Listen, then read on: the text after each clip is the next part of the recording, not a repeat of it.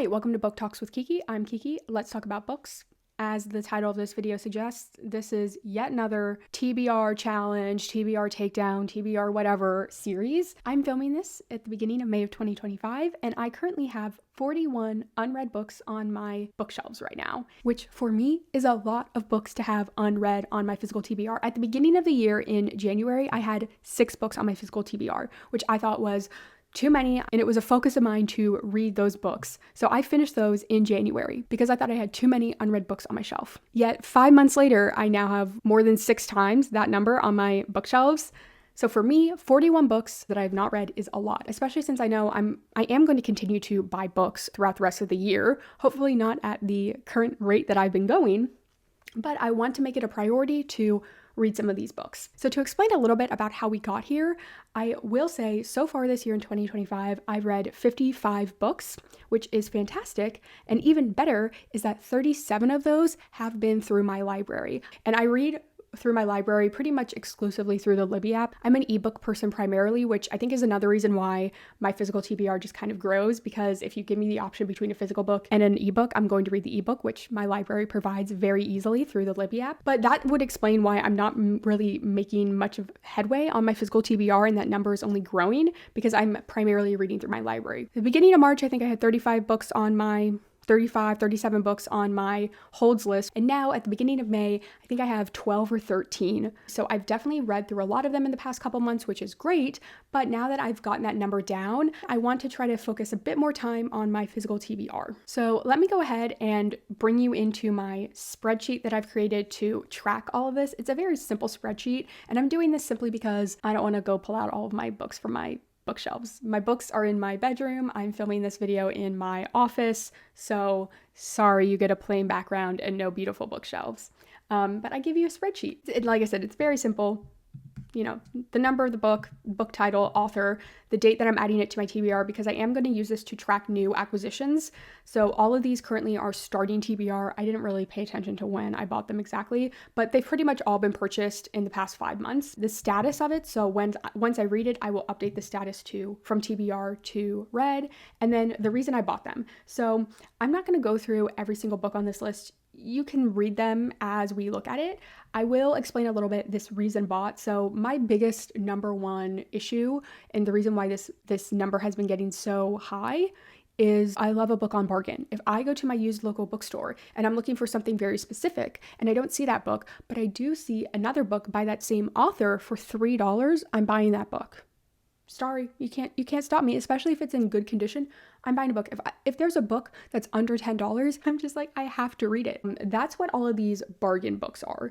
These were books that were not in some way already on my TBR or something, and I simply bought them because they were on sale. That is the number one reason for most of these books being on this list. The next one is, it's just a book that was on my TBR. So like, for example, The Corrections by Jonathan Franzen was already one that I was interested in. The next reason that you'll see is Aardvark. So I joined Aardvark Book Club recently, and it's just like Book of the Month. We have 5 or 6 new releases every month that you can pick, and they'll send it to you, and it's a monthly subscription service. You can see a couple of those here as well. And then we have a big section down here for reason bought was Steinbeck. So I'm working through all of John Steinbeck's works. I'm not saying I'm going to finish that project anytime soon, but it's something that I want to do. And so actually the majority of these, so the Grapes of Wrath I have as its own separate book, but the rest of these, they're actually all in one book, but I'm counting them as separate books, even though they're all combined in one volume. So hopefully that makes sense. I don't know. It makes perfect sense to me, but I don't know if that's how people normally track that kind of stuff. Then the last reason I might have books on my physical TBR is for a reread. So this is part of a separate project, and I hope I will be getting a video out on my channel soon talking about this more in depth, as I am revisiting all of my assigned reading from high school. So I've been out of high school for like 10 years now, and I have just been really interested with this idea of rereading some of these books that I was assigned to read and seeing if I can appreciate them more, if I still like some of them. I remember really enjoying some of these books, and I just want to come back to them 10 years later, not for class or anything, just because I'm actually more interested in literature. So that is how we get to a starting TBR of 41. I don't have a specific number of books I want to keep on my TBR. I think I need to be realistic and accept that most likely I'm never going to have a 6-book physical TBR again. I acknowledge I'm probably going to continue to buy books throughout the year, so that's why we have this column D, the date that I'm adding it to my TBR. So if in June I purchased 3 books, I would add them down here and just say this is purchased June 2025, and that would add to my total number of books on my TBR, but it does not change my starting number of TBR books, which is really my focus. Since this is the start of the project, these are probably the books and the number that I'm going to be most focused on. Since I'm starting this in May, if I wanted to finish and read out my entire physical starting TBR by the end of the year, that would be 5 books a month for 8 months. That gets you to 40 books, and then I need to fit in 1 more book somewhere. I'm going to be honest, I think that's a bit high. So I think my goal is going to be 4 books a month. And this is just a way to keep me accountable and also a way to help me prioritize these physical books more than I currently am. So let's go ahead and pick out the books for this month, and then I will come back to this video as I finish them and give you quick reviews on them. I know a lot of times when people do these physical TBRs, they have a jar that they put prompts in and they pick out a prompt and then they say, oh, which book off of my physical TBR do I want to use to fill this prompt? I think that's great, and that might be something I try later on in this project when I'm not as inspired or I don't know exactly what I want to read, but I kind of starting to have a plan of the books off this TBR that I want to read, at least for the month of May. So if you're okay, I'm just going to put together an actual solid plan and not use any, number generators or prompts or anything like that. So May's priorities in order of importance will be right here, The Pretender by Jo Harkin. This is actually a book I got through Aardvark Book Club, but it was already on my TBR. It's been on my TBR I think since like February when I first heard of it, and it is one of my most anticipated reads of the month. I'm going to read it as soon as I can. Number 1 is definitely The Pretender. Then my second priority will be actually right here, The Awakening by Kate Chopin. So this is part of my high school rereading project. It's been on my TBR a bit longer than some of these other ones.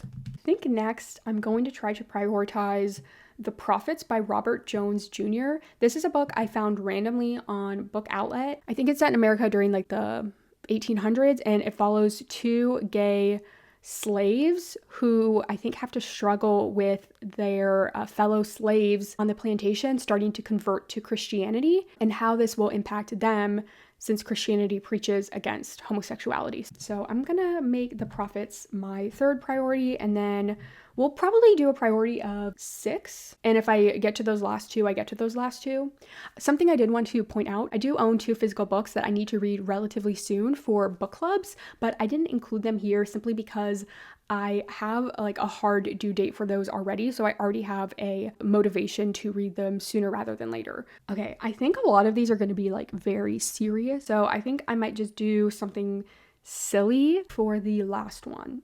Or not silly, but something a bit more lighthearted. I'll do Legendborn by Tracy Deonn. I know this is young adult, and I've heard nothing but good things about it. I know the 3rd book came out, I think last month in April, or maybe it was March, and everyone was like so excited for that. And it sounds just interesting. I think it would be a good change of pace.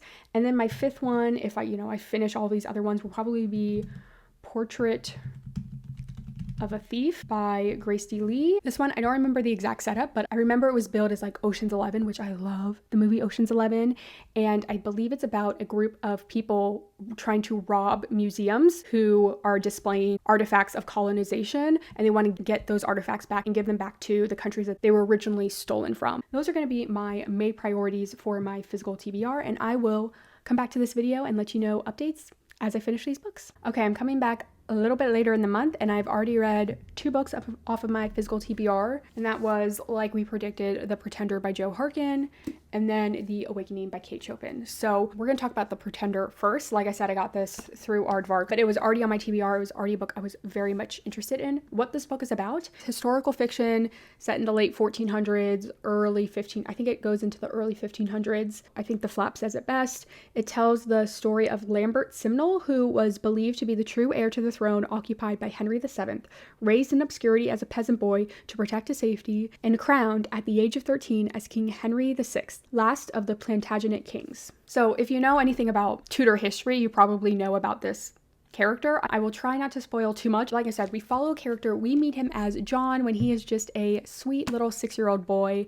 He is a peasant working on a farm, and he's got his, he's got his dad, he's got 2 older brothers who he loves very much, and his biggest number one nemesis is a black goat that taunts and haunts the children of this village, and particularly him. He's just working up to be brave enough to confront this goat and, send him on his way when a nobleman comes to visit his father and then takes John away from his father, or the man he believed to be his father, to be better educated, because he is actually the son of George, Duke of Clarence. He was the brother of Edward IV. He's also brother of Richard III. And when the story starts, it's kind of this confusing time between Edward IV's death and kind of the rise and reign of Richard III. And this makes him Edward, Earl of Warwick. Again, if you know the history, you know the history, but this is kind of the end of the wars between the Lancasters and the Yorks. And when King Henry VII becomes king, the Yorks want to use John to be their king the York loyalists can support. So I think that's enough of the history. Overall, my review of this book is, it is very good. If you like historical fiction, especially if you like historical fiction of, the Tudor era or anything like that, if you are a fan of Wolf Hall, this is not Wolf Hall. I want to be very clear on that. It's not Hilary Mantel, where you actually think it was going to be Hilary Mantel, but it's still very good. The number one thing that Joe Harkin plays with in this book is identity. And who are you? Who is someone? So throughout the book, our main character's name, it does change. He thinks of himself as John. He thinks of himself as Lambert. He thinks of himself as Edward. And each of those perspective shifts is marked in the book as its own little section of this book. There's a lot that happens in this. And there's a very nice, I was going to say sweet, but it's not really sweet. But there's a very nice romance and a real heart to this story that I very much appreciated, and I really liked the way it ended. I will probably give this a 4.25 stars. It's very good. Like I said, if you like historical fiction, I would definitely recommend it. This is definitely one of the best books I've read so far in 2025 that has come out in 2025. To be honest, I haven't read that many new this year releases, but this has been one of my favorites. And like I said, I like historical fiction. I like the Tudors. This was just perfect for me. I really liked the female characters in this book. I thought they were really interesting. The end was very compelling. And yeah, that's The Pretender by Joe Harkin. So the second book I said I would read as part of my physical TBR was The Awakening by Kate Chopin. So this version does have the other stories. I've not read the other stories. I might come back to the other stories eventually. There are 18 short stories after The Awakening, and they all happen within 130 pages. So these short stories are truly extremely short. I'll maybe get to them one day, but for now I'm counting this book as fully read because my goal was to just read The Awakening, and this was just the cheapest copy I could get my hands on. So as I said before, this was a reread, and I will probably be doing a separate video more on this book as part of my reread series, so I won't go too far into depth, but I will say I enjoyed it more the second time around. It did help that I had an idea of what some of the themes were going to be, and I found that helpful because I could actually track them better. I could remember what some of the themes were, and I had a little bit of color coding with my annotation, which I actually have not done. I never do that, mainly because I don't read physical books.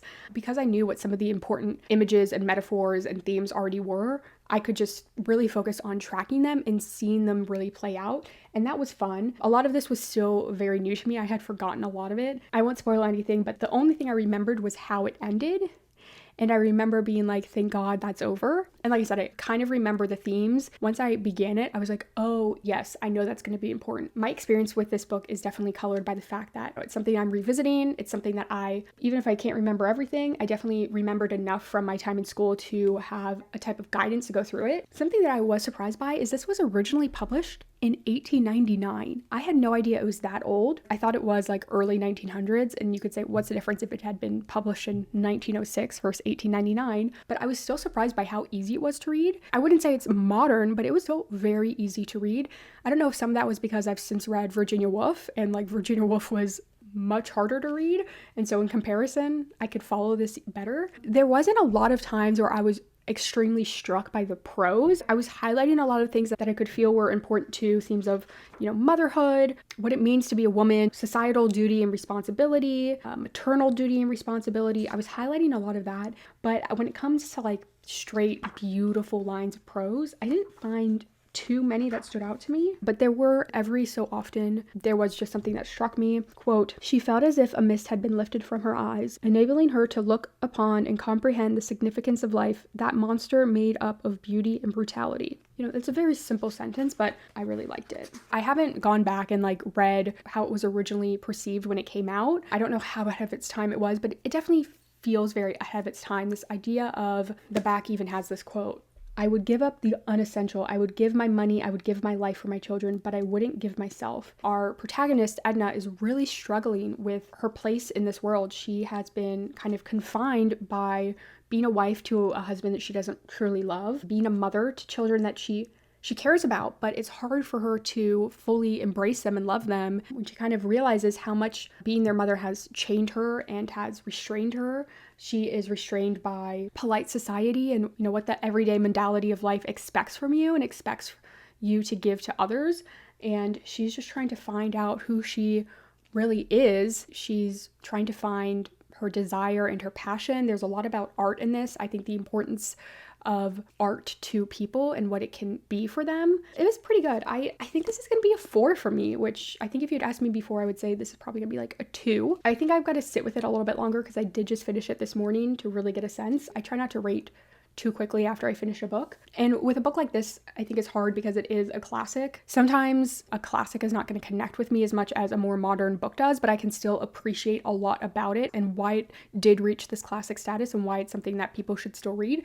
And The Awakening is pretty short too. I mean, in this version, it's only 145 pages. I got through it. It probably took me like a good 4 or 5 hours of true reading to get through it. And that was with the annotations and the highlighting. So it's a quick read and I would definitely suggest you could pick it up yourself. Yeah, so that's going to be it for this check-in. I think the next 2 books I have are The Prophets and Legendborn, maybe. I will check back in when I finish those. Okay, I think it's been about a week since I finished the last book, so I have some updates for you. I have since finished The Prophets by Robert Jones Jr., which was the next book that I wanted to read physically. Let's go ahead and talk about it. I think how I described this book was it's about 2 gay slaves, and then another slave on the plantation begins to preach about Christianity and against homosexuality, and then like the slaves turn against them. And I guess that's kind of true. That's more so the inciting incident than the true plot of this book. I would say that this book doesn't necessarily have a plot. Really what this book is interested in is slavery, is about following the lives of people on this plantation. And so this book has probably like a dozen, maybe more POVs, and we follow both slaves and then the plantation owner and his family in POVs here. This book is more geographical, where we're really hyper-focused on this one plantation, and like I said, we jump between a bunch of POVs that live on this plantation. Plot-wise, there is some thread. Like I said, the introduction of Christianity into the community of the slaves is a big point. But like I said, there's not a plot other than really looking at the consequences, both physically and psychologically, emotionally, on slaves, and even, I would argue, on the slave owners. Obviously, the impacts on the slaves are like much worse, but like the pathologies that he gives these white people, these are some of the craziest motherfudging white people I've ever read in my entire life.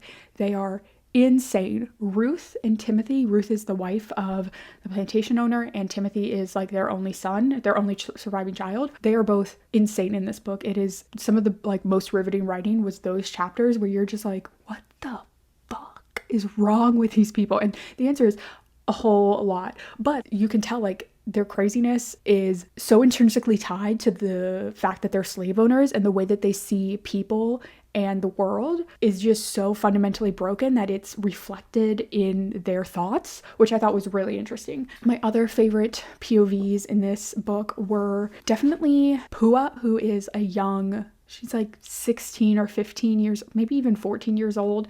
very young slave girl. She's so cute, and I just thought she was like super relatable because she has a crush on the slave Samuel, who is one of the gay slaves. She's just like, oh, he looked at me and he smiled and like he likes me, and it's so funny because she has no idea that this man is gay, and I just thought that was like so relatable. But all that being said, this book is extremely dark. It was a harder read than I was expecting, and I was already expecting a hard read. It just talks about the horrors of slavery, which there's a whole lot, but a big theme of this is the lack of choice when it comes to the sexual reproduction of the slaves. The plantation owner, Paul, the character Paul, he is forcing the slaves to have sex with each other in the way that he wants them to, right? He's breeding them for specific uses, which is all like a very real thing that slave owners did do. Theme of sexual assault is just woven throughout. There's not a single character, male or female, who does not experience this. And it's not just, the slaves being forced to do this to each other. It's also the overseers, the plantation owner, the family themselves are sexually exploiting the slaves. And it's a very hard read. I had to take like a 2 or 3 day break reading this. Now, the good thing is 20 pages in, I was like, am I reading Beloved by Toni Morrison? Like it was giving me Beloved vibes. I haven't read any other Toni Morrison work yet.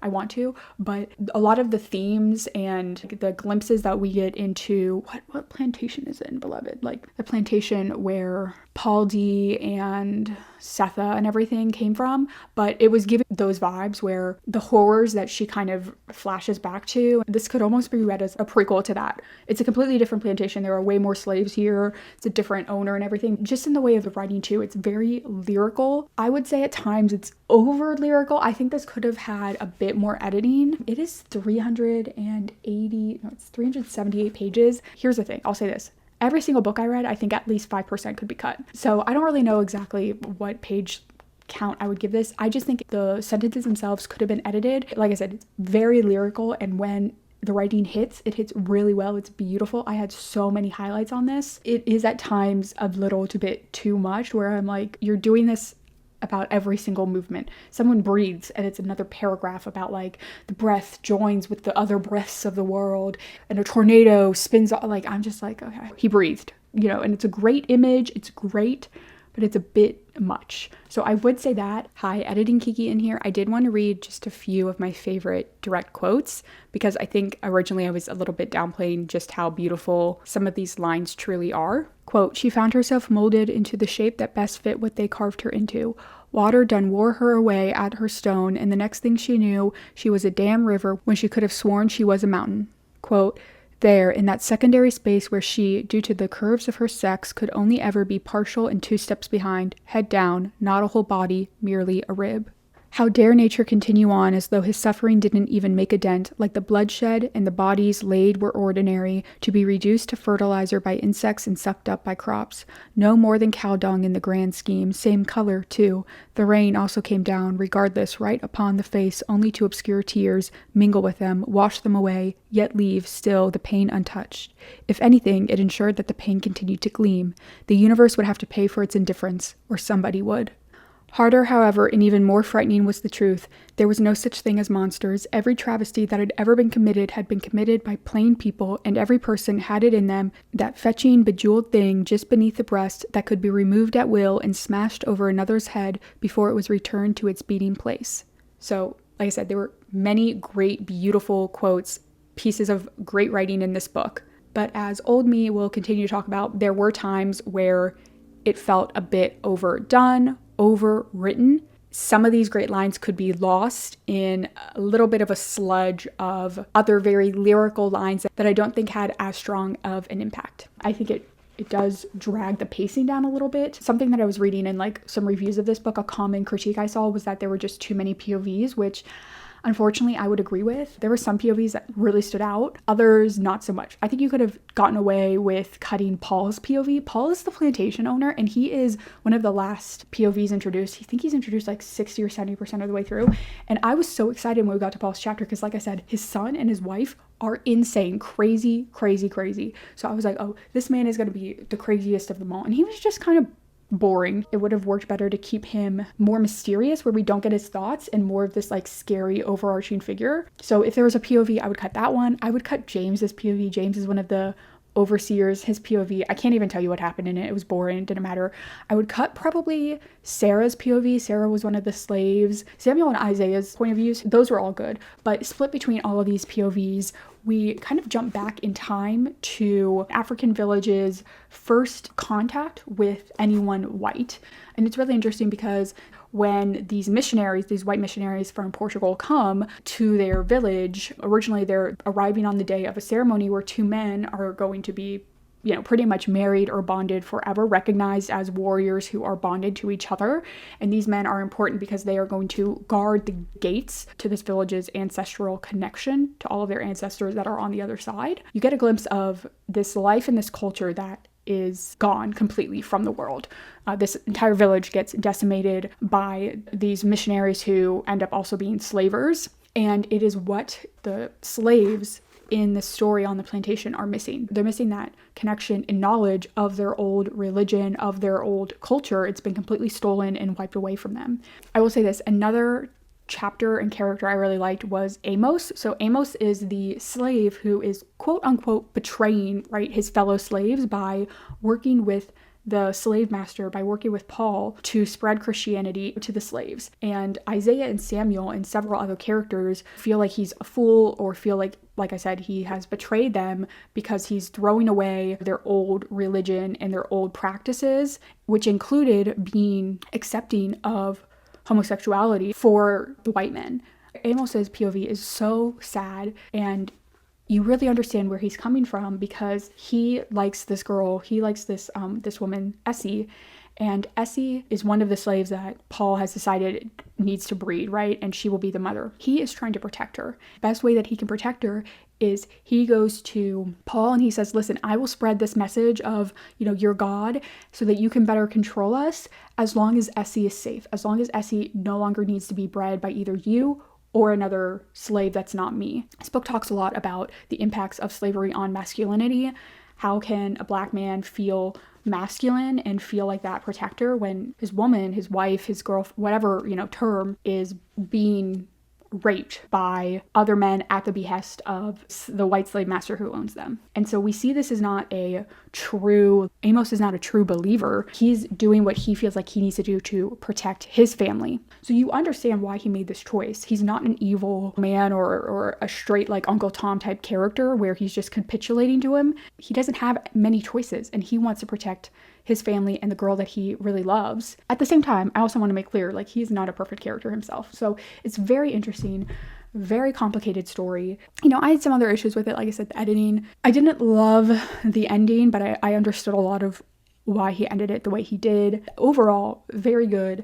I would probably give this 4 out of 5 stars. I am glad that I already own this book. You know, when we're talking about rating down your physical TBR, part of the goal is always like, do you like the book that you paid for? And I did very much like the book that I paid for. And if I had read this first through my library, I probably would have wanted to purchase a physical copy anyway. I will say this. You can see this bookmark is sitting at 94 pages in. I've only tabbed like a couple of things here at the front. And that is because I realized something about myself, and that is that I hate reading physical books. This was already something I suspected about myself. So at 94 pages in, I was like, okay, let me just see if this book is available for me to get on an ebook through my library. And it was, so I switched over to the Kindle and I read the rest of this physical book on my Kindle. So I read a book on my physical TBR, so it counts as fulfilling the challenge. But this just like really reiterated to me, like, I need to stop buying these physical books if I hate the experience of reading books physically so much. I like to own physical media, and I'm more than happy to own physical books of a book that I've previously read and really loved. But like when it comes to reading a book physically first, I need to be a bit more careful about it because it's just not a fun experience. Like my hand hurts from reading it. It's not comfortable. I can never sit in a good spot. I'm sorry, I'm an ebook person. Okay, so then after finishing The Prophets, which I read the majority of it on my Kindle, I knew I had 2 other books on my physical TBR for this month, and that was Portrait of a Thief and Legendborn by Tracy Deonn. And so I looked at my library, and Legendborn by Tracy Deonn was like an 11-week wait to get it through the Libby app, but Portrait of a Thief was available right away. So I think for my priorities, this was actually the 5th book I wanted to read, and Legendborn was priority 4, so I should have read it first, but I started with Portrait of a Thief. we'll see if I finish this. I read the first 45, 50 pages. I'm considering DNFing it. I read it as an ebook, and even that couldn't really save it. It's not bad. It's not bad in any way, shape, or form. It is not what I expected, though. It's much slower than I expected. It's much more character heavy than I expected. I was promised on the back of this Ocean's 11. I am not getting to Ocean's 11 yet. And granted, it's only 15% of the way through the book, but I'm gonna be honest, I might DNF this. So I haven't DNF'd it officially yet, but I did, after like 50 pages, I said, all right, let's go back and try Legendborn, even though I have to read it physically. And you know what? Not only do I have to read it physically, the text on this page is too small. That's another issue. Some of the text, like in physical books, hurts my eyes. But I started this yesterday, and I'm already 227 pages in. I'm almost halfway through this book. I have not really been able to put this book down. It is so good. So very quickly, like I said, I'm only halfway through, so I won't do a full review on this yet. But Legendborn follows Bree Matthews, who you see here on the cover. She is 16 years old, and she is accepted to an early college program at UNC Chapel Hill campus. And shortly before she starts this program, her mother is killed. And on her first day at campus, she kind of stumbles into seeing some magical things, and she learns that there is a secret society on this campus whose job it is to hunt demons. So she kind of gets wrapped up into this secret society because she's starting to suspect that her mother's death could have something to do with demon hunters and the secret society. So she is trying to figure out what happened to her mother. And of course, there are a bunch of other things that are going on. That's the simple setup of this book. And I'm loving it so much right now. It is young adult, which is one of the reasons why I was so hesitant to start this book for a while. I'd heard really good things about it, but I was like, I don't know if I can do young adult anymore. Like, one of my critiques of this book actually is that all of these characters are 18, 19, 20, 21. Like, they're all in college. And I was just like, I don't care. One of my critiques about this book is they're all like, I'm 20 and I already have a 6-figure job lined up for me out of college and it's so boring. And I'm like, I don't care. Like, I'm going to be honest. Shut up. Because as someone who's 28 and is not making 6 figures, I don't care. And again, I want to be clear, there's way more to it than that. Like, there's a lot of pressure on them. And when I was 21, I would have had the same thing. Even if I was guaranteed like a 6-figure job, I'd be like, oh no, my whole life is ahead of me and I have to go to work and it's so hard. So like, I get it. I think the tone of this is like correct, but this is supposed to be an adult book.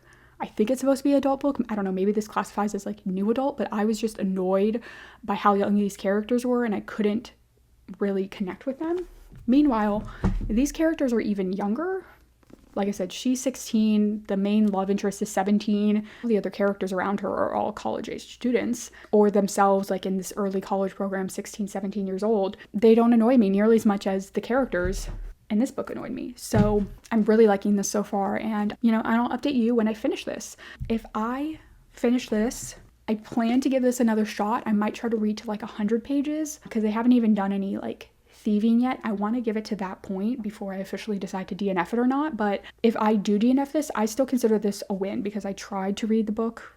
I tried to read a physical book on my shelf, and if I didn't like it, I didn't like it. I'm not going to force myself to read it. Just mark it as read. It'll still, for my purposes, get down my physical TBR by a book. So there's that. All right. So I am back the next day after finishing Legendborn by Tracy DeOnn. And I just really love this book. Like, that's going to be it. I had heard so many good things about this book, and everything I've heard and probably everything that you've heard, if you've heard a lot of praise for this book, deserved. It was so good. I could not, like I said, I could not put this book down. The first day I read like 170 or something pages, and then I finished it yesterday. And the book is 490 pages. So you do the math. Like, I read over 300 pages because I could not put this book down. I've not felt this way about a book in a long time, that I've had so much fun reading it. Reading this just made me feel like a teenager again. It was just great. So something I will say that I didn't say when I first introduced this book is this book has a lot to do with King Arthur myths, Arthurian legends, which is a really interesting kind of source for the fantasy building and the world building in this world. And it was one that I really really liked. I'm not a big King Arthur person. I'm not super overly familiar with all of the knights in King Arthur's realms and all of their stories, but this does really interesting things with them. I really enjoyed it. I don't have a lot of other things to say about it. That's kind of keeping it above a spoiler level review. It's not perfect. There are a couple of small things I had. Brie Matthews has a best friend named Alice that is with her throughout this book, and I didn't think the storylines with Alice was fully fleshed out enough. I just thought it was weird. Alice is prominent. I wouldn't even say the first third. She's prominent in the first 10%. And then her name is just like peppered in throughout the rest of it. And then she comes back to a bigger role in the last 10%. And I just think that web could have been weaved a bit more. And then I will say, in the first third to a half of this book, I was very confused about the terminology that's used here. There is a lot of specific terminology that I don't think is fully explained enough. I had to Google it. I had to Google legendborn definitions because there's a lot of hierarchy here that I don't think is like ever fully mapped out. So what I'm saying is I would have appreciated a reference sheet. There is a reference sheet in the back that is somewhat helpful, but it has nothing to do with the hierarchies or the terminologies. It's just related to background information on King Arthur and his knights. So a reference sheet of the hierarchy in the secret society would have been great. A reference sheet of the definitions that I could have referred back to. And there are a lot of characters in the secret society that I was getting confused. Like I was getting them mixed up with each other. So again, maybe a reference sheet for that. How much of that is just me being stupid versus like the book's personal problem? Good question. I don't know. I could have just been a bit stupid, but I had to Google it. I don't typically need to Google terminology in fantasy books. So I will say that. But I mean, like I said, that's like nitpicking. Other than that, like I just had so much fun with this book. Brie Matthews is a fantastic character. I like the romance that we were getting. I really liked both Nicholas and Selwyn, who are, I would say, the next two biggest characters in this book. I read Tracy Deonn's author note, and she talks about how this book was born out of her own traumatic loss of her mother, and you can tell that there's some real emotional weight behind Brie's grief for her mother. I was really sad to hear that from Tracy Deonn, but I think she channeled that energy into such a great and beautiful and moving product. I think the reveals done at the end here are good. There are several that are not overly hinted at, but you definitely could have guessed and had 50 to 75% of the truth of it figured out, which was really good, just that it's not like coming out of nowhere and you can see how those things were planted. So overall, I just really liked it. I have already gone to my library and put a hold on books 2 and 3. Book 2 will be 8 weeks. So I might have to actually go physically buy the second book just so I can read it earlier, which I was not expecting that I would feel that need to do it, but I really need to continue this series. It was so good. I think this is going to be a 5-star book for me. 5 stars. It's 5 stars if you consider it as a young adult book, and I would argue it's still pretty high up there if you just consider it as a book overall, as a piece of storytelling. I had so much fun with this. There's a lot of really interesting and important themes in here.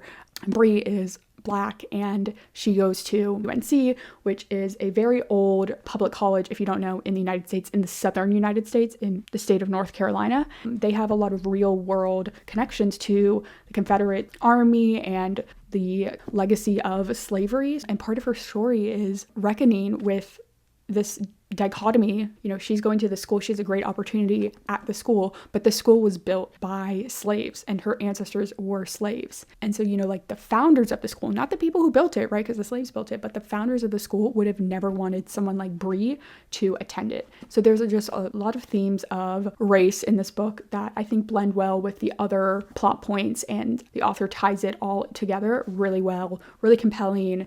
And it just seems like a good book that I wish I, could have had when I was 16. So it's great that it's out there for kids today to have like a really fun adventure, great characters to connect to. And it's also telling a really important story and educating probably a lot of teenagers on things that maybe haven't deeply considered before, especially if they're white. That is Legendborn. Okay, so I should be going to Portrait of a Thief next, like I promised. But I really don't want to pick this up right now. It's not a full DNF yet. I will decide by the end of the month if I want to DNF this. But before we talk about the next book I will be reading for this, I have a confession to make. So about a week ago, I realized I have more books on my shelves that I have not read. And there's very little excuse for why I did not think about these books when I was putting together my list. I was literally looking at my bookshelf as I typed out every single book on that spreadsheet. 3 of them are the Fits in the Fool trilogy from Robin Hobb. This is the last trilogy, the last set of books in her Realm of the Elderling series. So I've had these for a couple months. I bought them after I finished the Tawny Man trilogy, just so that I could have the final 3 ready for me on my shelves to read once I finish the Rainwild Chronicles, which you go from Tawny Man trilogy to the Rainwild Chronicles. It's a whole thing. There's so many like trilogies in this series that you have to kind of read in order. These are 3 books that are on my physical TBR, and I will be devoting probably a lot of time over the next month and a half to 2 months on reading these, because I did finish the Rainwild Chronicles earlier this month in May, so it is starting to be time to read these. So I wanted to talk about that. And then there are 2 other books that I forgot about. These 2 are a bit more, I think, in my personal opinion, understandable because they're nonfiction. First off, I just almost never consider nonfiction. And then secondly, I have my nonfiction books on a different shelf in my closet. So they're kind of not something I'm constantly looking at. The first one is actually one I need to continue on. It is Braiding Sweetgrass by Robin Wall Kimmerer. I think I've started this in like February and I really, really liked it. I'm currently 141 pages in, but I have not picked this book up in 2 months. This is not an indictment against this book. It's an indictment against nonfiction, but I do want to finish this. There's 2/3 I haven't read yet and I want to finish it. So putting it on my physical TBR list and including it as part of this project, I think will help me. And then the last nonfiction book that I have not read yet is Gaza, An Inquest into Its Martyrdom by Norman G. Feinstein. I picked this up probably now a year ago. I picked up like several books about Palestine and Gaza and Israel, and I've read the other ones that I picked up. Like I did The 100-Year War on Palestine. I did The Question of Palestine by Edward Said. And then this one is the only one left from that purchase. And it's simply because I think this is going to be very heavy. My understanding of it is it has a lot of direct sources and statistics. I do want to read this. This is going to be definitely a goal that I get to it this year. So if I add those 5 books to my spreadsheet, I think that brings the starting number for my physical TBR from 41 to 46. So I will update that and you'll see the updated number at the end when we do a review of how we did this month in May, but I wanted to talk about that now because I think I will be starting Fool's Assassin, which is book 1 of the Fits and Fool trilogy by Robin Hobb. Like I said, I know I kind of said I would do Portrait of a Thief, but I don't really want to look at it right now. I have about 5 or 6 days left in the month, so I think I could fit this one in. If I just don't ever pick Portrait of a Thief back up, that's not a big loss in my personal opinion. But once I finish Fool's Assassin, if I still have a day or 2 left in the month of May, I will try Portrait of a Thief again. Again, if I don't finish it, no big loss to me in my personal opinion. All right, so that's going to be it for this update. I'll let you know how this goes. I am back. I have since finished Fool's Assassin by Robin Hobb. I actually read this in like 2 days. It's, how many pages is it? 660 pages. I finished it in 2 days. You know what? We did it. We found 2 5-star reads back to back. I absolutely loved this. I don't know how much of this was just like I was already in a great mood coming off of Legendborn that I was just so excited to pick up another super long fantasy read. This is book, like 13 or 12 or something out of a 16 book series. So obviously I already really love this world and these characters and Robin Hobb's writing. But the book before this was part of the Rainwild Chronicles, which was the series before you get to this final trilogy. And that one it was a book. You know what? It was a book written by Robin Hobb. And because it was written by Robin Hobb, I read it. And a lot of the characters were interesting. But that one was rough. So it was great to get back to Fits and just having a great 5-star read in this universe. Again, because we're so far into the series, I don't really want to give too many details about what this book is. If you've read the series, then you already know. If you haven't read the series, then me telling you about some plot points in a book 13 books from when you need to start is pointless. I will say this is very slow. There's not a whole lot of plot. Not even 10%, the last 7%, some plot finally happens. It is very much slice of life. We are just following Fitz in his life, and it's 500 pages of him failing at life. It's 500 pages of him being like, wow, I really suck at this. And everyone around him going, wow, you really suck at this, Fitz. And he's like, yeah, that's terrible, isn't it? And people are like, it is terrible, Fitz, do better. And he's like, okay, I'll try. And there's a big emotional event that happens in this book. Again, 13 books in the making. This book had it all. I just really, really loved it. In my review on Storygraph, I literally said, praise Jesus, the war is over, I am back with Fitz. And there is a new character introduced in this book who I absolutely love. I don't know what the fandom opinion of her is, but I love her. And if anyone says anything bad about her, I will fight you. She was a really great, interesting kind of breath of fresh air, especially when she came in maybe about a third through the story. I just really enjoyed the kind of aspect and perspective she brought to this book. I will say I am hoping that in the next 2 books in the series, we get a bit more of characters that we met in the previous Fitz trilogy, which would be the Tawny Man trilogy. There were a couple of characters in that series that were major characters that we got nothing but mentions of, and Fitz maybe interacted with them 4 or 5 times, and I was like, hello, this person was one of the big characters in the last series. So I'm hoping Fitz was kind of isolated for a lot of this book from those other characters. I'm expecting him to get back into the fray. And I assume in these next 2 books of the series, there's going to be a lot of characters that we've met throughout all of the previous books, all of the trilogies that focus on Fitz, the Life Ship trilogy, and then probably even the Rainwild Chronicles. I'm assuming that a lot of those characters are going to converge sooner rather than later. I don't actually know for certain though. But anyway, this was 5 stars. Is it now a true perfect book? No, I think this is only 5 stars to people who are really into Realm of the Elderlings and just also, like me, were just so excited to be away from the Rainwild Chronicles and back with Fitz. So it was 5 stars because of that. Then after that, before I went to my next book, I did want to say that I officially DNF'd Portrait of a Thief. I think I stopped reading it 14% of the way through. I looked up some reviews and it kind of spoiled myself a little bit. And from what I can tell, the later half of this book kind of becomes a lot of romance and pairing up of the characters that are part of this heist, the group. And if that's the case, then I'm very happy to not read this because that's not really what I'm interested in. You know, your mileage may vary. Again, this is not a badly written book. It's just not at all the type of book that I want to read, especially after that comment about all of the people kind of are paired off and the book kind of splices that romance throughout the robbings of the museums. And I'm like, I don't really care. So, and then I can't remember if this was a book that we picked out at the start of the month when I was listing out my priorities. I'm going to be honest, I don't remember, but I wanted to read one more physical book for the month. So I just picked up Eliza Clark's Penance, and I finished this yesterday. I'm filming this on the last day of May. So this was my last physical book and my last read of the month of May. And y'all, not only did we have a 5-star in Legendborn, a 5-star in Fool's Assassin, we had 3 for 3 back-to-back, because I read all of these books back-to-back, a 5-star with Eliza Clark's Penance. All of these 5 stars are very different books, and this one was perhaps the one that I was most surprised by. So what is this book about? When I picked it up, I was just reading the flap. So here are just some sentences from the flap to give you a sense. On a beach in run-down seaside town on the Yorkshire coastline, 16-year-old Joan Wilson is set on fire by 3 other schoolgirls. A decade after this event, a journalist, Alec Z. Corelli, comes to town to write the definitive account of the crime, drawn from hours of interviews with witnesses and family members. And then later it says, Penance is a cleverly nuanced, unflinching exploration of gender, class, and power that raises troubling questions about the media and our obsession with true crime.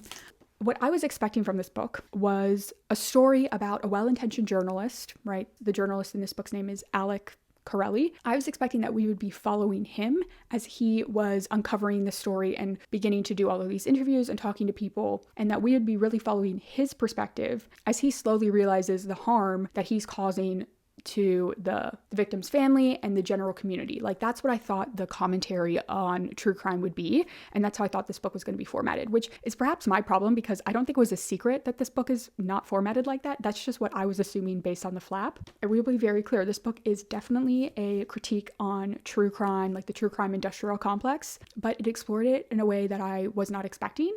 And it also explored lots of other topics in fun ways that I just really enjoyed. Okay, so first off, instead of us following Alec as he is writing this book is his book, is the book that the journalist has already written. So the format is a little bit mixed. We'll get a more nonfiction-esque tone, but in between there, we will get transcripts from podcasts, we will get news clipping. Since this book is about teenage girls, we'll get social media comments, Tumblr posts, we'll get diary entries. So the content of this book is a combination of all of that. And again, this is what we are reading is pretty much the manuscript of the book that the journalist put together. And at the very start of this book, this is not a spoiler in any way, it's on the first page, we get an editor's note informing us that this book is being reprinted after litigation concluded against the author of this book because he was accused of and was pretty much proven true to have misrepresented and lied about certain things, including the way that he received certain communications with the perpetrators of this crime. So right off the bat, we are reading the piece of media that we are supposed to be criticizing, and we know it from the start. The way that Clark immediately lets us into that secret is a really interesting way to just set up the reader's approach to reading this book, because we know right off the bat that things that were presented are not fully true.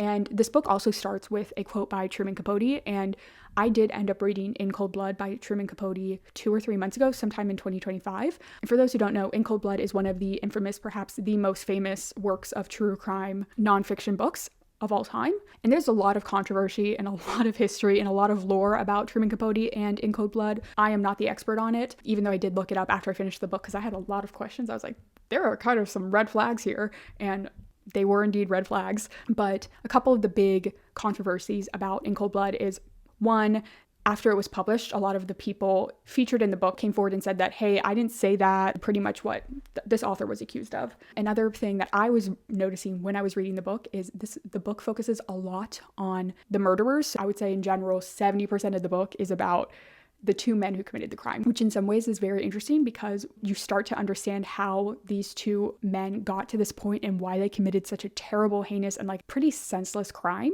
But on the other hand, you walk away from the book with a much better understanding of those two men, and in particular, one of the perpetrators over the other, than anything about the Clutter family. Again, this is not an In Cold Blood review, but there's a whole lot you can talk about and analyze. And if you have read In Cold Blood or you know any of that information, you would really like this book because it very much is inspired, at least in part, by In Cold Blood. So that's the true crime critique part of this book. And there's a whole lot more in there as well.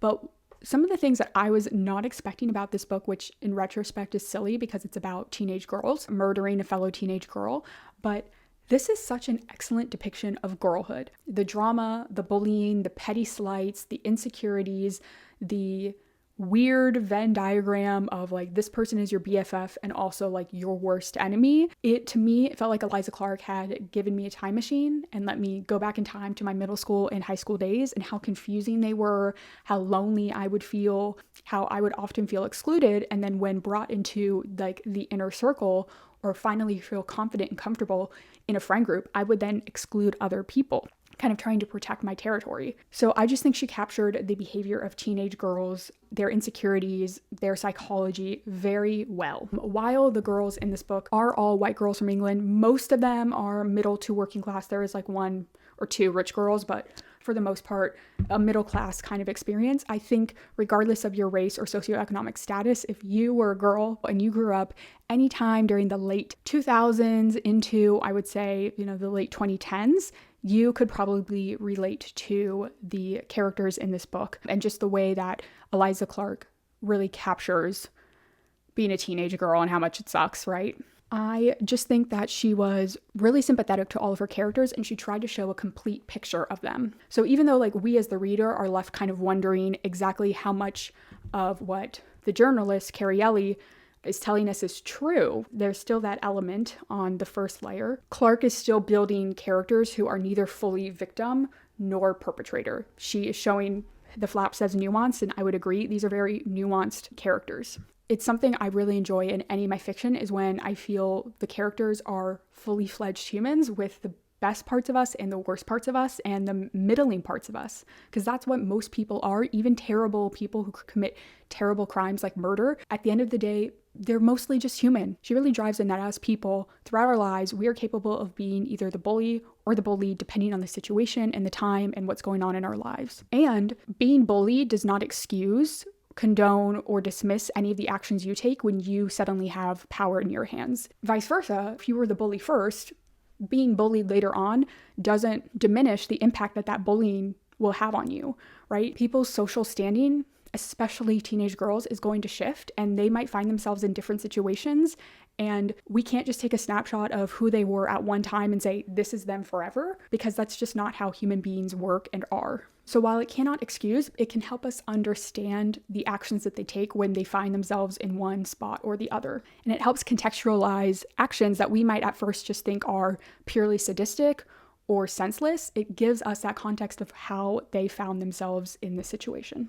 This book talks a lot about the town that the crime took place in. There are times where she will kind of go off on a tangent about an amusement park or an arcade room in the town. And at first you're like, what's really the point of this? But Eliza Clark is not just interested in interpersonal relationships between people and how those tensions there can lead to crime or violence, but she's also trying to show how socioeconomic factors beyond anyone's real control impact an entire town, impact communities, and then impact those individuals in those communities. And so what happens is the three girls who commit this heinous crime on Joan Wilson, the one that they set on fire, they are definitely, I want to make it very clear, they're definitely not the heroes here, but they're also not fully villains. Even though they did something terrible, she gives us many pages with each one of those three girls so that we can understand them. And I also want to point out, she does not neglect the victim in this either. The whole first part of this book is just us understanding the victim through her mother who's still alive. And Clark pushes back on anyone who would potentially blame the victim for her own murder. Like I said, all of these girls are very complicated. And the victim was not a perfect angel, but Clark reminds us she does not have to be. No one has to be a perfect victim to still be respected as a human, as a victim, and granted justice. I really just enjoyed how much humanity Clark allowed for all of her characters. Like, I was very much impressed by that. And then the second thing I wanted to point out about this book that I was not expecting at all, but I really enjoyed was, again, they're all teenage girls. This takes place, early 2010s, and there is a lot of depiction of online fandom culture, particularly online fandom culture on tumblr.com. I was never a big Tumblr user, but as someone who's been in fandoms since the late 2000s, I, of course, have spent my fair share of time on Tumblr, and regardless of where your fandom kind of lives online, if you've ever been part of a fandom, you know how crazy fandom online culture can be. And I just think Eliza Clark was right there with us. Either she was right there with us in the trenches, or she did some copious amounts of research.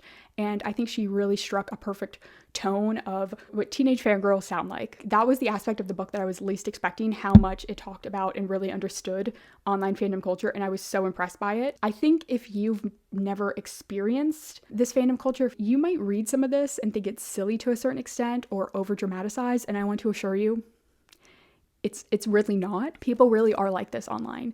Not just young girls, but like grown adults are really like this online. And I think if you read this book with an open mind, you can learn a lot about how teenagers work and think. And I don't feel like Clark is mocking online fandoms. She's definitely pointing out some critiques of certain online fandoms, but she is engaging with this culture genuinely. I will say a trigger warning for this book is, first off, lots about murder, violence, but something I was not expecting is there is quite a lot of attention paid to a fictionalized school mass shooting. In fact, one of the fandoms that one of these characters is in is for the perpetrators of that mass shooting. So it's not Columbine, although Columbine is name dropped in this book, and it is, you can tell it is very heavily inspired by Columbine. Like I said, it is a fake school mass shooting event, but if that's something you're really sensitive about, just be aware of it. The deaths of the students themselves were not talked about super graphically, but there is some romanticizing of the event by characters. The book itself is critiquing that romanticization, but I just wanted to point that out. If you're okay, I just wanted to read a couple of my favorite quotes. Quote, "Even short lives are complex and rich. Even dead children are full of contradictions and flaws and mysteries that will never be fully understood or solved." Quote, "The crime itself, however, will live on. It will live on for as long as podcasts which covered it are available. It will live on for as long as this book is in print. A Murderpedia page with a complete list of Joni's injuries is available to view, bordered with ads for best ever 18+ online games, and the latest superhero franchise movie. It will live on in the chumbox ads that first led me to the crime. It will live on in the memories of everyone who comes to Crow and everyone who sees Joni's sun-bleached memorial. And then I just have to have some quotes from like the Tumblr fandom AO3, Archive of Our Own. If you like fan fiction, they did get a shout out in this, so I have to have some of these quotes. These were quotes that were just so funny because they were so unhinged. I've not been in these types of fandoms. I'll tell you that. Never been in a school shooting fandom, although I do unfortunately know that those do exist. But when I tell you that people are crazy like this in every fandom, people are crazy like this in every fandom. These were like the moments of lightheartedness, hilarity, absurdity in the book that I enjoyed. Iconic quote from this book. Get off your high horse, bitch. You're literally reading school shooter fanfic. So hopefully I've convinced you to read this book. This is a 5-star read for me. I do not think it will be a 5-star read for everyone who picks it up. I read it at the right time. I read it with the right attitude. I had fun with it.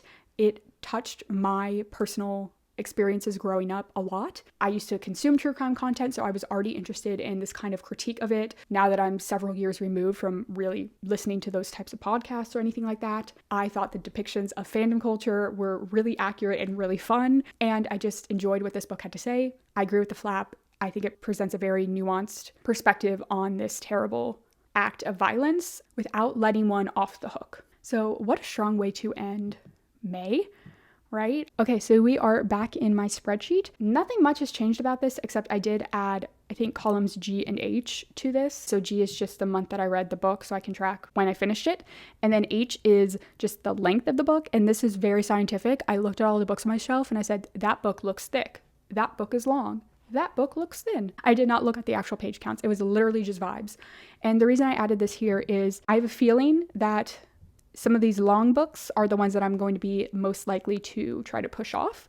And so I want to make sure I try to put at least 1 or 2 long books on my priority list for every month. So I'm not left with, let's say, 20 books left, but all of them are long. I'm not going to be able to do more than 2 or 3 of them in a month. And then it's just going to take me longer to finish the project. So I want to make sure I'm doing a mix of long books, short books, and medium-sized books. All right, anyway, we can find Penance by Eliza Clark right here. I'm going to change the status from TBR to red. When I do that, it changes from blue to green. I already added in the month that I read it. And then over here on my priority list, which again, I think I might have added Penance after we filmed that part of the video, I'm not sure. I will make that green. At the beginning of the month, I know we had to adjust this number a little bit because I'm bad at counting books. We had a starting physical TBR of 46 books. We read 6 books. We read The Pretender by Joe Harkin, The Awakening by Kate Chopin, The Prophets by Robert Jones Jr., Legendborn by Tracy Deonn, Fool's Assassin by Robin Hobb, and Penance by Eliza Clark. I DNF'd 1 book, Portrait of a Thief by Grace D. Lee, which means overall my physical TBR shrunk by 7 books. And then, very good news, I did not add any books to my physical TBR this month. 0 there, which means my TBR at the end of this month is 39 books, and that will be my starting TBR for June. So subscribe to my channel if you are interested to watch me select the 4 to 7 priority reads I'm going to have for this physical TBR in June, and you can follow that vlog when I post it.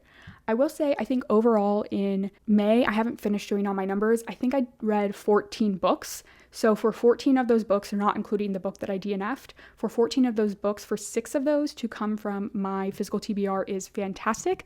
The rest of them came through my library. I will say though, of these physical TBR books, I did read 2 of them mainly through an ebook, again, accessed through my library. So that was The Prophets, right? And then Fool's Assassin. All right, so that's going to be it for this video. I'm Kiki. I've been talking about books, but it's now time to stop talking about books and for you and me to go out and read some more.